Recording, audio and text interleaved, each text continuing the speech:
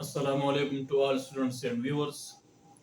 In the previous lecture, we discussed about enzymes और enzymes में हमने factor affecting which affect the activity of enzymes पर हमने discussion किया था और last में हमने inhibitors और inhibitors के two type competitive inhibitor non-competitive inhibitor और last में हमने feedback inhibitor को discuss किया था।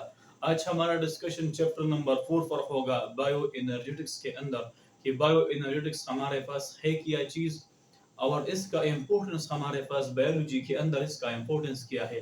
इस चैप्टर में बेसिकली हम मेटाबॉलिज्म को डिस्कस करेंगे और इसके साथ हम डिस्कस करेंगे फोटोसिंथेसिस और रेस्पिरेशन को। यानी इस चैप्टर में हम टू टॉपिक्स को कवर करेंगे, एक फोटोसिंथेसिस को और दूसरा हमारे पास है रेस्पिरेशन। फोटोसिंथेसिस के अंदर फिर हम पिगमेंट्स को डिस्कस करेंगे, रोल ऑफ सनलाइट डिस्कस करेंगे, role of water and role of carbon dioxide discuss करेंगे और फिर हम डिस्कस करेंगे लाइट रिएक्शन हमारे पास क्या है, डार्क रिएक्शन हमारे पास क्या है और इसके साथ साथ हम डिस्कस करेंगे क्रेब्स साइकिल को, इलेक्ट्रॉन ट्रांसपोर्ट चेन को, ग्लाइकोलाइसिस हमारे पास क्या है, एनारोबिक रेस्पिरेशन पर डिस्कशन करेंगे, एरोबिक रेस्पिरेशन पर डिस्कशन करेंगे, फोटो रेस्पिरेशन पर डिस्कशन करेंगे, C4 फोटोसिंथेसिस यानी C4 प्लांट्स पर भी हमारा डिस्कशन होगा। इस चैप्टर का खुलासा ये है कि इसमें हम फोटोसिंथेसिस पर डिस्कशन करेंगे और रेस्पिरेशन पर डिस्कशन करेंगे।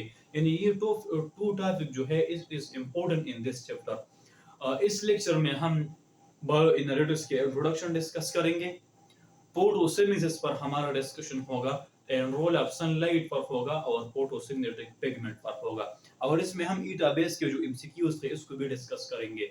चैप्टर नंबर 4 हमारे पास ईटा बेस एमसीक्यूज के लिए इंतहाई इंपॉर्टेंट रखते हैं। इससे वो बहुत ज्यादा एमसीक्यूज बनाते हैं, एटीपी के फॉर्म, एटीपी किस तरह बनता है, इस तरह हमारे पास ग्लाइकोलाइसिस के अंदर कितने एटीपी प्रोड्यूस होता है, कितने यूज होता है, इस तरह क्रिब्स साइकिल के अंदर, इस तरह इलेक्ट्रॉन ट्रांसपोर्ट चेन के अंदर, फोटोसिंथेसिस के अंदर, रेस्पिरेशन के अंदर। तो इसको हम इस चैप्टर को हम डिटेल में डिस्कस करेंगे।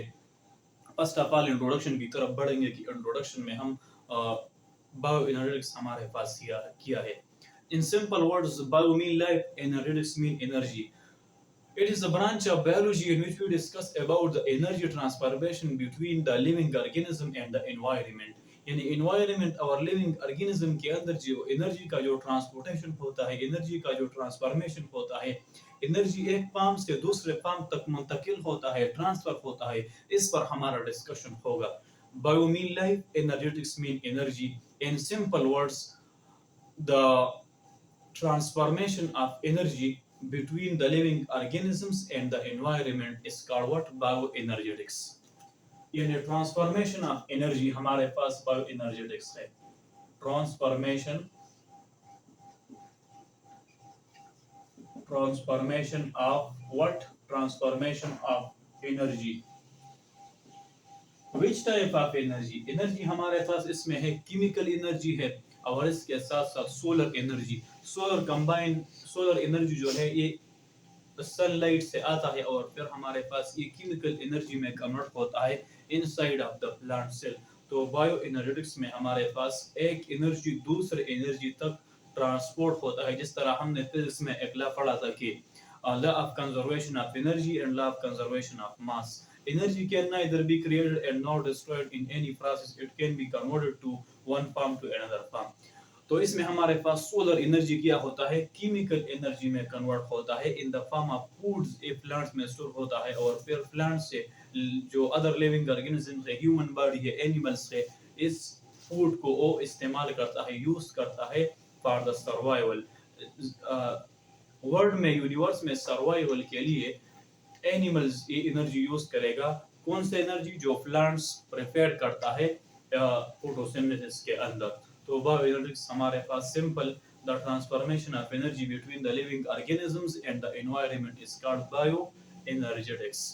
What is metabolism? Metabolism is basically all the chemical reaction which occur inside the living organism is called metabolisms। Living organism के अंदर चाहे वो एनिमल हो, चाहे वो प्लांट हो, चाहे वो माइक्रो ऑर्गेनिज्म हो, जितने भी लिविंग ऑर्गेनिजम्स हैं इसके अंदर जो जितने भी केमिकल रिएक्शंस होता है, इस केमिकल रिएक्शन को बायोलॉजी के लैंग्वेज में मेटाबॉलिज्म कहते हैं। Metabolism in simple word, all the chemical reaction which occur inside the living organism is called metabolism. Here are two types of metabolism. What is anabolism and what is catabolism?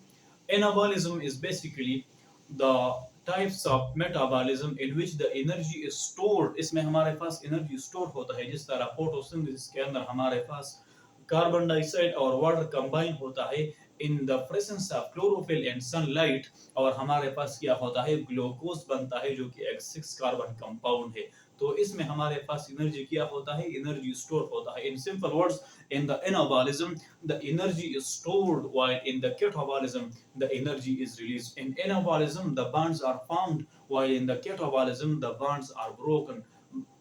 Anabolism में हमारे पास breaking of bonds होगा, और catabolism के अंदर हमारे पास क्या होगा, कैटाबॉलिज्म के अंदर हमारे पास ब्रेकिंग ऑफ बॉन्ड होगा, और एनाबॉलिज्म के अंदर हमारे पास फ्यूजन्स ऑफ द मॉलिक्यूल्स होगा, यानी फॉर्मेशन ऑफ बॉन्ड्स जब होता है तो ये एनाबॉलिज्म, और कैटाबॉलिज्म में हमारे पास डिस्ट्रक्शन ऑफ मॉलिक्यूल्स होता है, डिस्ट्रक्शन ऑफ बॉन्ड्स होता है। इन अदर वर्ड्स, एनाबॉलिज्म में हमारे पास स्मॉल मॉलिक्यूल्स कंबाइंड होते हैं और एक लार्ज मॉलिक्यूल बनाता है। जिस तरह हमारे पास फोटोसिंथेसिस के अंदर हमारे पास कार्बन डाइऑक्साइड और वाटर कंबाइंड होता है in the presence of sunlight और क्लोरोफिल, और हमारे पास एक 6 कार्बन कंपाउंड ग्लूकोज बनता है, ऑक्सीजन भी बनता है और वाटर भी बनता है। तो इसमें हमारे पास स्मॉल मॉलिक्यूल्स कंबाइन होता है और एक लार्ज मॉलिक्यूल बनाता है, इसको हम कहते हैं anabolism. The second one is catabolism. Catabolism में हमारे पास एक लार्ज मॉलिक्यूल का ब्रेकडाउन होता है, और ब्रेकडाउन में हमारे पास एनर्जी रिलीज करेगा। जिस तरह रेस्पिरेशन के अंदर कार्बन डाइऑक्साइड यानी ग्लूकोज का ब्रेकडाउन होता है और कार्बन डाइऑक्साइड, वाटर और एनर्जी रिलीज होता है, that is catabolism. The example of anabolism is photosynthesis, while the example of catabolism is called respiration. वो आपसे इस तरह के एमसीक्यूज पूछता है कि the when the energy is released, which type of reaction is occur? Your answer is catabolism. When the energy is stored, which type of reaction is occur? Anabolism. In which process the energy is stored? Your answer is photosynthesis. In which process the energy is released? Your answer is what? Your answer is respiration. That is the introduction of bioenergetics. Photosynthesis, photosynthesis पर हम discussion करेंगे कि photosynthesis हमारे पास क्या है। इस तरह इसके नेम से हम इंडिकेशन करते हैं कि photo mean light and synthesis mean to prepare. Photosynthesis, what is photosynthesis? Photosynthesis, photosynthesis, photo mean light, synthesis mean to prepare. Photo mean what? Light. Synthesis mean to prepare. Synthesis mean what? To prepare. To prepare.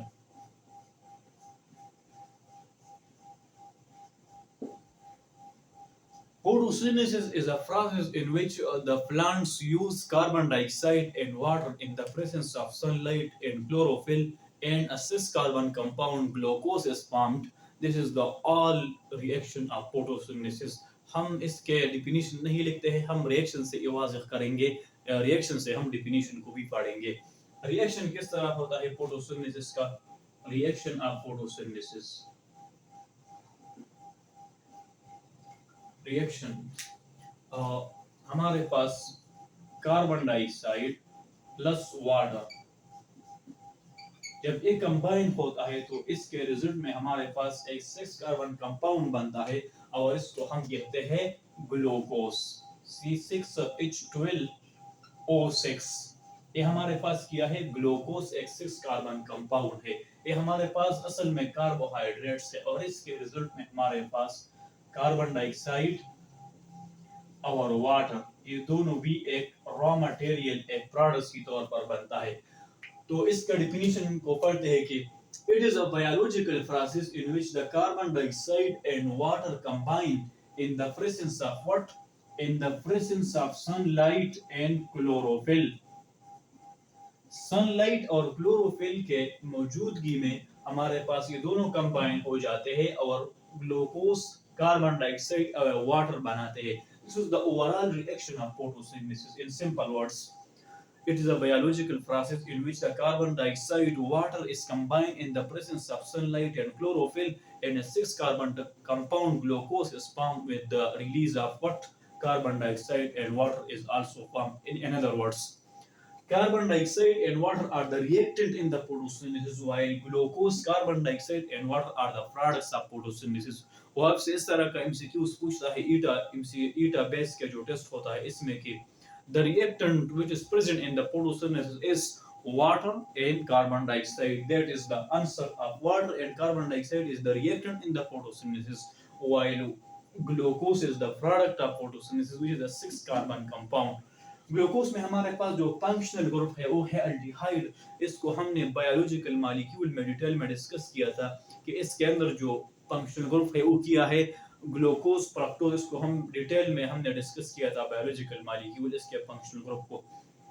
Sunlight हमारे पास आ जाता है और chlorophyll. Chlorophyll हमारे पास plants के अंदर होता है. इस तमाम रिएक्शन प्लांट सेल्स के अंदर होगा. एनिमल सेल के अंदर हमारे पास फोटोसिंथेसिस नहीं है. That is also MCQs. For the photosynthesis chlorophyll molecule is required. Photosynthesis के लिए हमारे पास क्लोरोफिल मॉलिक्यूल की जरूरत होती है और एनिमल सेल्स के अंदर ह्यूमन बॉडी के अंदर हमारे पास there is no chlorophyll. Where there is chlorophyll there is photosynthesis. जिस रीजन पर जिस प्लेस पर हमारे पास क्लोरोफिल होगा इस रीजन पर इस जगह पर हमारे पास फोटोसिंथेसिस पॉसिबल है. अगर हमारे पास क्लोरोफिल नहीं है तो फिर फोटोसिंथेसिस नहीं होगा. In simple words only plant cell photosynthesis अगर only in the plant sales.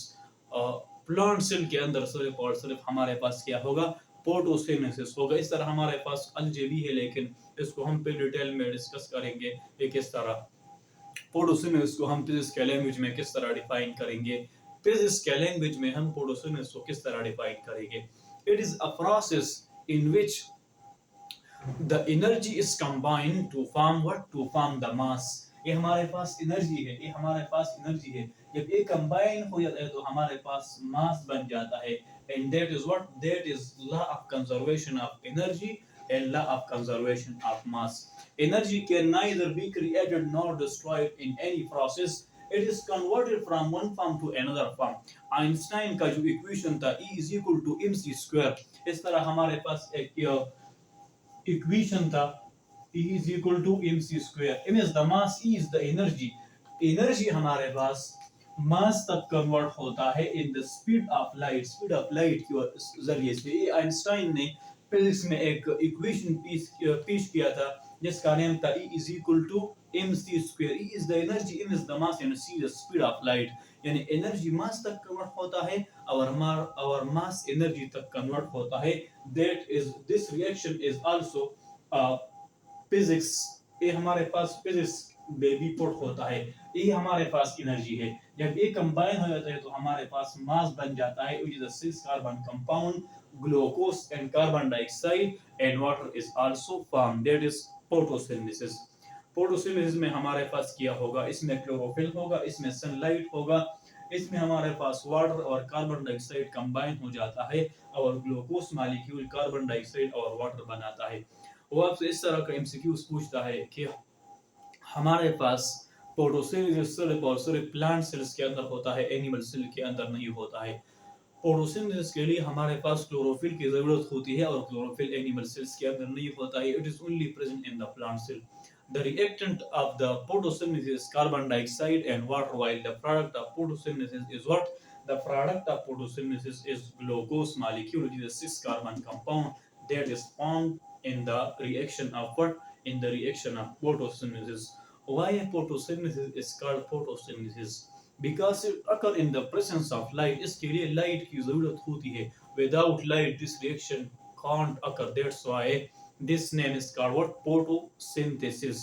तो ये हमारे पास photosynthesis था. Role of energy, role of sunlight in the, यानी sunlight का क्या रोल है photosynthesis में? ये हमारे पास other topic है. Role of sunlight in photosynthesis. Role of sunlight in photosynthesis. In what? In photosynthesis. In photosynthesis.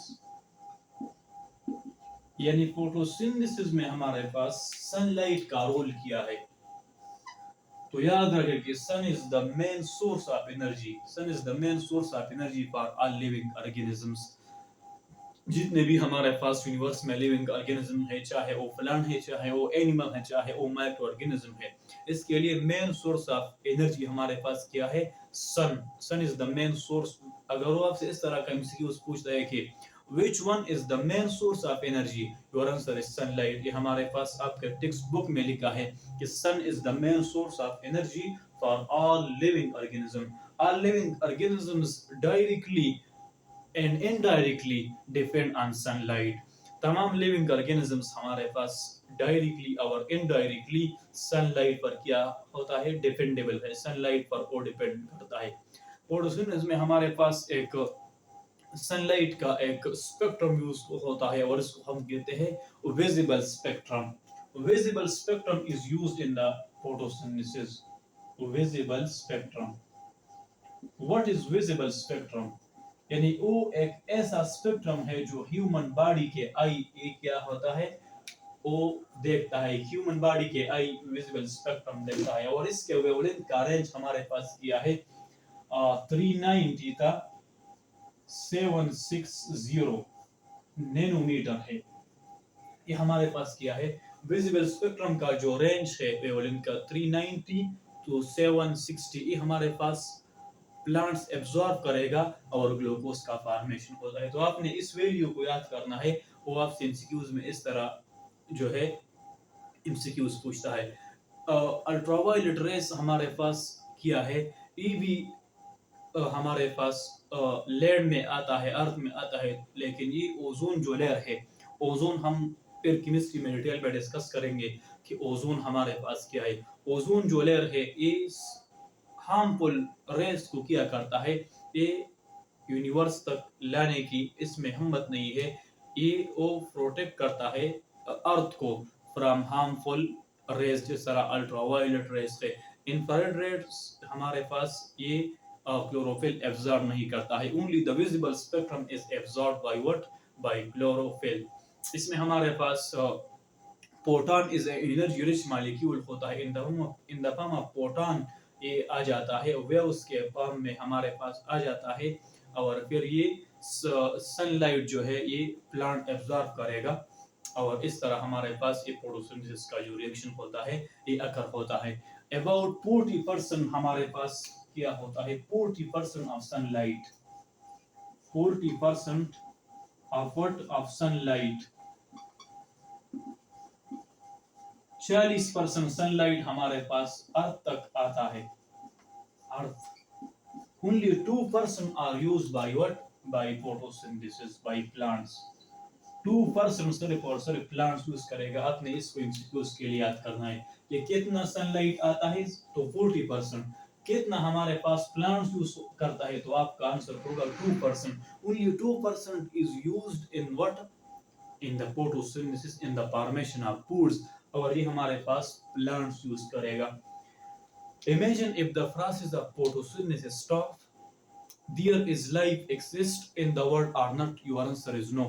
अगर हमारे पास फोटोसिंथेसिस स्टॉप होता है इस अर्थ पर, तो हमारे पास लाइफ क्या होता है? Life is impossible. फिर लाइफ इम्पॉसिबल होगा क्योंकि ये इसमें हमारे पास मेन फॉर्मेशन ऑफ फूड्स बनता है और जब फूड्स नहीं बनता है तो लिविंग ऑर्गेनिजम्स सर्वाइवल नहीं करता है। तो आपसे इस तरह का एमसीक्यूज भी पूछता है, if the process of photosynthesis stop on the earth, there is life possible or not? Your answer is no। life is impossible without what? Without photosynthesis। तो आपने इसको एमसीक्यूज के लिए याद करना है कि ओनली 2%। फिर हमारे पास फोटोसिंथेटिक पिगमेंट है, एक है क्लोरोफिल, क्लोरोफिल, और दूसरा हमारे पास है कैरोटीनॉइड्स, कैरोटीनॉइड्स। क्लोरोफिल हमारे पास वायलेट ब्लू और रेड वेवलेंथ क्या करेगा? एब्जॉर्ब करेगा, रेड वेवलेंथ। और कैरोटीनॉइड्स हमारे पास ये एक्सेसरी पिगमेंट है, एक्सेसरी पिगमेंट्स। वायलेट ब्लू हमारे पास 390 टू 460।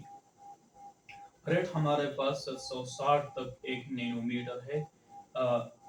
आपने इसको एमसीक्यूज के लिए याद करना है। आपके टेक्स्ट बुक में इसने वैल्यूज दिया है, आपने इस वैल्यूज को याद करना है। ये वैल्यू भी हमारे पास ईटा इंडिकेट के लिए इंतहाई इंपॉर्टेंट लगता है। क्लोरोफिल हमारे पास कितने कलर एब्जॉर्ब करता है? Violet, blue and red wavelength ये एब्जॉर्ब करेगा। Why chlorophyll does not absorb the green color? Your answer is chlorophyll is a pale green. chlorophyll हमारे पास ग्रीन है तो इसलिए वो ग्रीन कलर को एब्जॉर्ब नहीं करता है। इस तरह हमने फिजिक्स में एक लॉ पढ़ा था, इसका नेम था कूलम लॉ। कूलम लॉ के मुताबिक same charge ripple each other. तो इस तरह हमारे पास ग्रीन और ग्रीन सेम है तो ये एक दूसरे को क्या करेगा? रिपल करेगा। इस तरह हमारे पास chlorophyll does not absorb the green colour because chlorophyll is a fair green. Chlorophyll खुद ब खुद हमारे पास ग्रीन है तो ये ग्रीन वेवलेंथ को एब्जॉर्ब नहीं करेगा। ये हमारे पास वायलेट, ब्लू और रेड वेवलेंथ को एब्जॉर्ब करेगा। That is the wavelength spectrum of the chlorophyll. और कैरोटीनॉइड्स हमारे पास 500 था 600 जो नैनोमीटर वेवलेंथ है ये वो एब्जॉर्ब करेगा। 600 nanometer जो वेवलेंथ। What is nanometre? Nanometre is basically the unit of wavelength. ये हमारे पास वेवलेंथ का यूनिट है। तो कैरोटीनॉइड्स हमारे पास एक्सेसरी पिगमेंट है। First MCQ. सेकंड एमसीक्यू ये है कि 500 प्लस 600 जो नैनोमीटर है ये वेवलेंथ है, ये एब्जॉर्ब करेगा and that is called accessory pigment. तो ये हमारे पास role of sunlight in photosynthesis. Role of sunlight in photosynthesis का मतलब ये है कि सनलाइट का क्या रोल है फोटोसिंथेसिस के अंदर। कितना स्पेक्ट्रम एब्जॉर्ब होता है, अल्ट्रावायलेट एब्जॉर्ब करेगा या नहीं, इंफ्रारेड एब्जॉर्ब करेगा या नहीं, फोटॉन हमारे पास क्या है, photon is energy rich molecule. Other MCQ ये है कि शॉर्ट वेवलेंथ हमारे पास क्या होगा, इज ज्यादा एनर्जेटिक होगा। आपसे इस तरह का एमसीक्यूज पूछता है कि शॉर्ट वेवलेंथ हमारे पास क्यों एनर्जेटिक है? Your answer is that is because of frequency. इसका फ्रीक्वेंसी बहुत ज्यादा है और आपने तो इसमें फ्रीक्वेंसी को पढ़ा है कि फ्रीक्वेंसी हमारे पास क्या है। तो इस फोटॉन का विजिबल स्पेक्ट्रम का जो फोटॉन है इसका फ्रीक्वेंसी बहुत ज्यादा है और वेवलेंथ कम होता है। जब वेवलेंथ कम होगा और फ्रीक्वेंसी ज्यादा होगा तो ये वेवलेंथ तो ये फोटॉन हमारे पास क्या होगा? इट इज मोर एनर्जेटिक, ये मोर एनर्जेटिक फोटॉन होगा। तो ये हमारे पास role of sunlight in photosynthesis. Third topic हमारे पास है फोटोसिंथेटिक पिगमेंट। फोटोसिंथेटिक पिगमेंट में बेसिकली हम क्लोरोफिल, क्लोरोप्लास्ट को डिस्कस करते हैं और कैरोटीनॉइड्स को डिस्कस करते हैं कि क्लोरोफिल हमारे पास क्या है, क्लोरोप्लास्ट हमारे पास क्या है, पायरोल रिंग क्या है, फोर पायरिन रिंग क्या है, क्लोरोफिल ए क्या है, chlorophyll B, chlorophyll C, chlorophyll D and bacteriochlorophyll. तो हमारे पास what is photosynthetic pigment? Pigments को हमने डिस्कस किया था चैप्टर नंबर 1 के सेल स्ट्रक्चर और फंक्शन में, लास्ट में, कि हमारे पास पिगमेंट क्या है। Pigment is basically colour. Pigment हमारे पास क्या है? कलर है। जिस तरह हमने लास्ट में पढ़ा था कि chloroplast is a green pigment, leucoplast is a colourless pigment. तो फोटोसिंथेटिक पिगमेंट्स, फोटोसिंथेटिक पिगमेंट्स,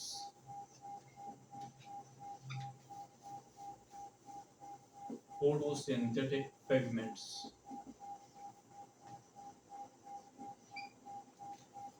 इसको हम टू फोटोसिंथेटिक पिगमेंट को डिस्कस करते हैं। एक है क्लोरोफिल या क्लोरोप्लास्ट। क्लोरोफिल, क्लोरोफिल हमारे पास क्या है? कॉम्प्लेक्स ऑर्गेनिक मॉलिक्यूल है। Complex organic molecule. इसमें हमारे पास एक एमसीक्यू और वो ये है कि are the chlorophyll is soluble in water or not? Your answer is not because it is organic in nature and water is inorganic. Water is polar and that is non-polar. Complex organic molecule। इसके two parts है, एक हमारे पास है head और दूसरा हमारे पास है टेल।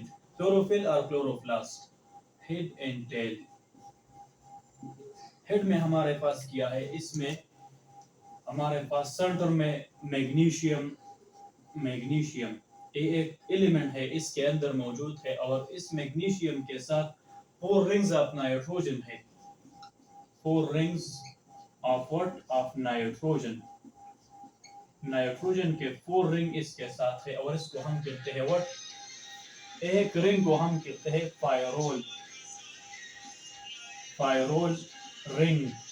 और इन 4 को जब हम कंबाइन एक नेम बोलते हैं, इसको हम कहते हैं 4 पायरीन रिंग, 4 पायरीन रिंग। तो आपने इसको एमसीक्यूज के लिए याद करना है कि क्लोरोफिल में हमारे पास एक हिट होता है और दूसरा टेल होता है। हिट के अंदर हमारे पास एक मैग्नीशियम, सेंट्रल में मैग्नीशियम एलिमेंट मौजूद है और इस मैग्नीशियम के इर्द गिर्द हमारे पास 4 रिंग्स ऑफ नाइट्रोजन है और एक रिंग को हम कहते हैं पायरोल रिंग। जब ये 4 को हम कलेक्टिवली एक नेम बोलते हैं, इसको हम कहते हैं 4 पायरीन रिंग।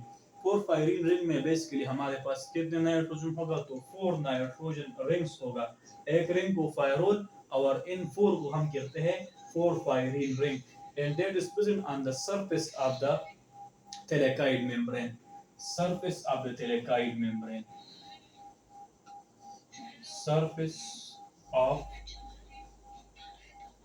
thalakkoid what, ये thalakkoid membrane के सरफेस पर होगा। एक इसका जो हेड है, head is soluble in water, head हमारे पास किया है soluble in water, soluble in H2O, H2O यानी एक्वा के अंदर हमारे पास इसका हिट किया है, ये soluble है क्योंकि इसके अंदर हमारे पास मैग्नीशियम है, नाइट्रोजन है और ये thalakkoid membrane के सरफेस पर मौजूद है। That's why it is soluble in water while tail is not soluble in the water.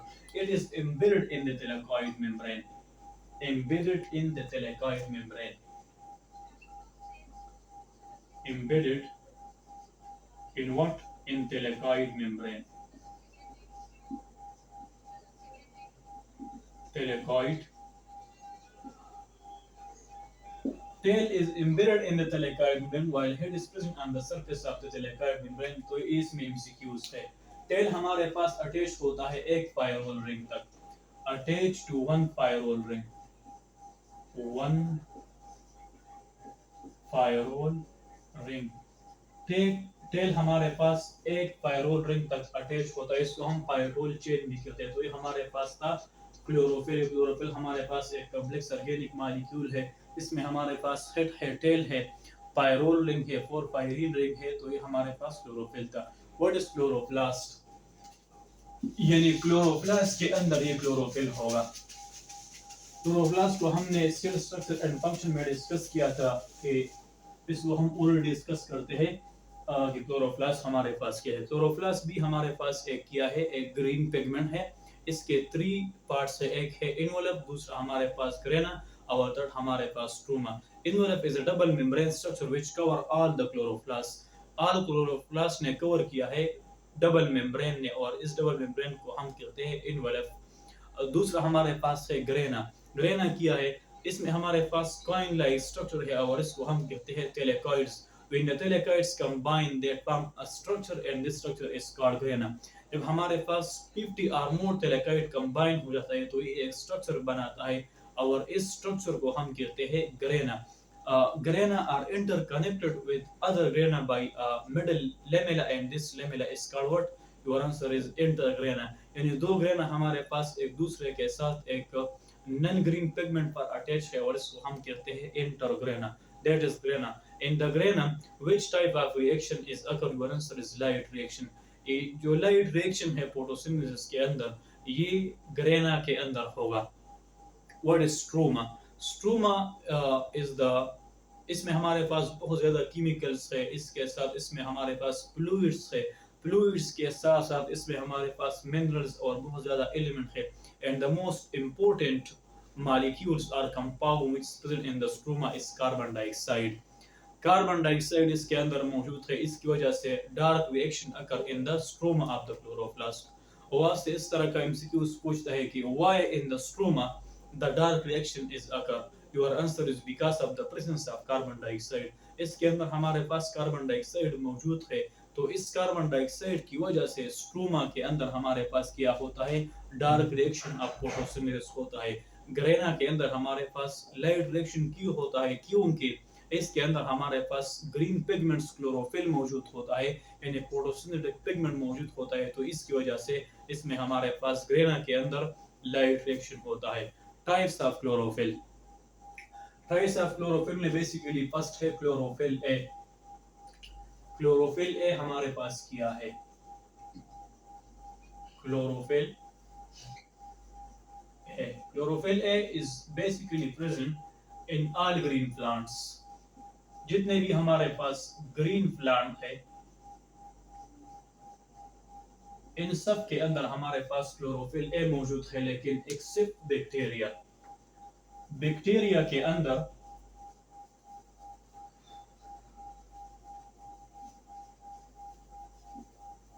Bacteria के अंदर क्लोरोफिल ए मौजूद नहीं है।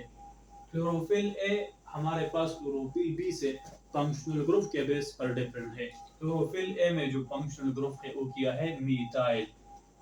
Methyl functional group is present in the chlorophyll A and the formula of methyl is what? CH3।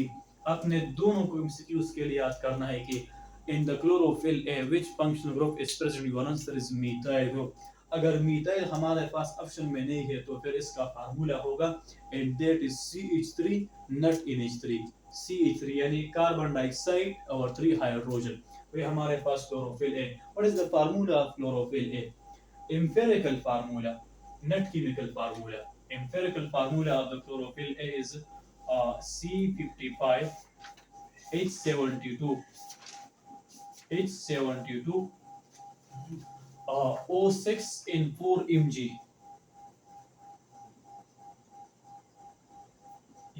यानी इसमें हमारे पास carbon 55 carbon होगा, 72 hydrogen होगा, 6 ऑक्सीजन होगा और 4 नाइट्रोजन होगा और एक मैग्नीशियम होगा।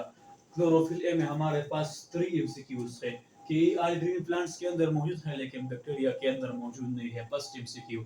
सेकंड एमसीक्यूज ये है कि इसमें जो फंक्शनल ग्रुप है वो है मिथाइल ग्रुप यानी CH3 और इसका फार्मूला किया है एम्पिरिकल फार्मूला। वो आपसे आपके कंफ्यूजन के लिए इस तरह भी करता है कि what is the chemical formula of the chlorophyll A? There is no chemical formula, तो आपका आंसर होगा no. What is the empirical formula? तो एम्पिरिकल फार्मूला हमारे पास है C55 H72 O6 in 4 mg, that is chlorophyll A। What is chlorophyll B? Chlorophyll B। Chlorophyll B is present in all higher plants। जितने भी higher plants है, higher plants और algae के अंदर भी हमारे पास मौजूद है। All higher plants in algae इसके अंदर किया है क्लोरोफिल बी मौजूद है। The functional group which is present in the chlorophyll B is carbonyl CHO। Carbonyl is basically what? It is aldehyde and ketones। Carbonyl functional group is present in the chlorophyll B। Carbonyl functional group is present in the chlorophyll B and the formula of the chlorophyll B is C55 H70 O5 O5 in 4 mg। यानी इन दोनों के दरमियान differentiation है। Hydrogen इसमें 72 और इसमें हमारे पास 70, इसमें ऑक्सीजन 6, इसमें ऑक्सीजन हमारे पास 5। तो आपने इन दोनों फार्मूला को याद करना है एमसीक्यूज के लिए। क्लोरोफिल ए हमारे पास इसका फार्मूला ए और क्लोरोफिल बी का फार्मूला हमारे पास है। Chlorophyll C, D and E is present in all plants and some algae and bacteria। Chlorophyll is present in the bacteria। ये आपके टेक्स्ट बुक के मुताबिक हमने डिस्कस किया। What is carotenoids? Carotenoid is basically the accessory pigment जिसको हमने टर्पेनॉइड्स में discuss किया था बायोलॉजिकल मॉलिक्यूल के अंदर। What is carotenoids? This is also the photosynthetic pigment. Carotenoids, carotenoids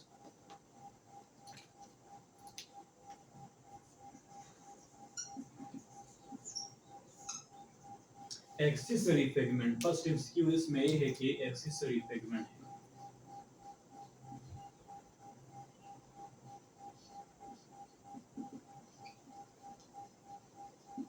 ये एक्सेसरी पिगमेंट है, फर्स्ट एमसीक्यू इसमें है।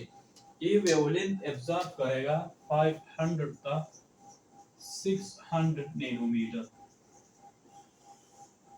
दो एमसीक्यू, एक एक्सेसरी पिगमेंट है और सेकंड हमारे पास ये वेवलेंथ एब्जॉर्ब करता है 500 का 600 नैनोमीटर जो वेवलेंथ होता है। इसके मेनली टू फंक्शन है। फर्स्ट फंक्शन किया है, it absorbs sunlight and transfer this sunlight to what? Chlorophyll A. Chlorophyll what? A. And the second function is it protect the chlorophyll A from intense sunlight. Protect chlorophyll from what? From intense sunlight. Intense sunlight. Intense sunlight से क्या करता है? Chlorophyll को protect करता है and from oxidation of oxygen is produced in the photosynthesis. From what? From oxidation of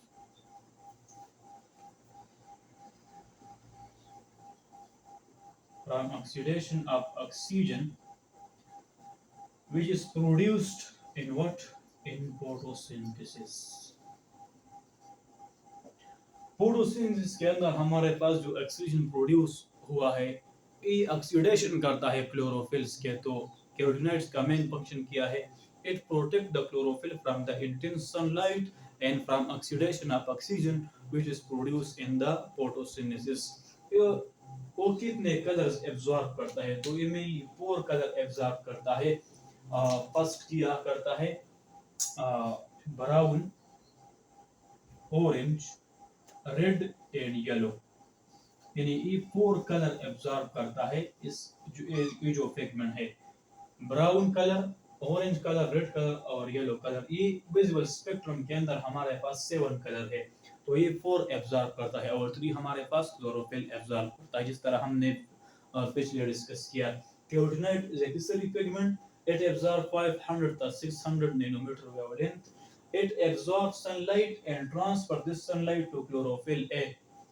It protects the chlorophyll from the intense sunlight and from oxidation of oxygen which is produced in the photosynthesis. That is all about carotenoids.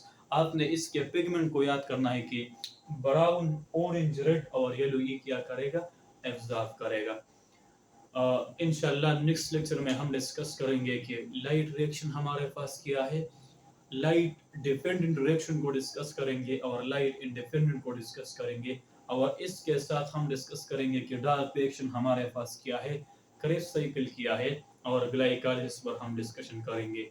अगर हम अपने lecture को थोड़ा सा recap करें कि हमने आज किन किन चीज़ों पर डिस्कशन किया, तो फर्स्ट ऑफ ऑल हमने बायो एनर्जेटिक्स को डिस्कस किया कि हमारे पास बायो एनर्जेटिक्स है क्या। फिर हमने मेटाबॉलिज्म पर डिस्कशन किया और मेटाबॉलिज्म ने हमने एनाबॉलिज्म और कैटाबॉलिज्म को डिस्कस किया। हमने एनाबॉलिज्म का एग्जांपल फोटोसिंथेसिस और कैटाबॉलिज्म का एग्जांपल रेस्पिरेशन। फिर हमने फोटोसिंथेसिस को डिटेल में डिस्कस किया कि फोटोसिंथेसिस हमारे पास क्या होता है, फिजिक्स में इसका डिफिनीशन किया है, बायोलॉजिकली इसका डिफिनीशन किया है, इसका मेन रोल और फंक्शन किया है लिविंग ऑर्गेनिजम्स के अंदर, आया ये एनिमल्स के अंदर होता है या नहीं होता है, प्लांट्स के अंदर क्यों होता है, किस वजह से होता है, हमने इसको डिटेल में डिस्कस किया। फिर हमने रोल ऑफ सनलाइट को डिस्कस किया कि फोटोसिंथेसिस में इस सनलाइट का क्या रोल है और फिर हमने फोटोसिंथेटिक पिगमेंट में क्लोरोफिल और क्लोरोप्लास्ट और कैरोटीनॉइड्स को डिस्कस किया। अगर आपका कोई भी क्वेश्चन है या कोई प्रॉब्लम है इस लेक्चर के हवाले से, you can ask in the comment section. Thank you.